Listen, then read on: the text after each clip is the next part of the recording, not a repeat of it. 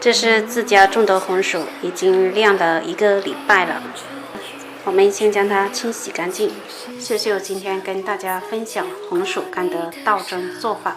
洗干净后，再将它去皮。去好皮的红薯对半切开，将它切成条。切好的红薯装在蒸屉中。红薯冷水上锅，盖上盖子，开中小火将它蒸至7、8成熟。像这样用牙签能够轻松炸透，却不会断裂就可以了。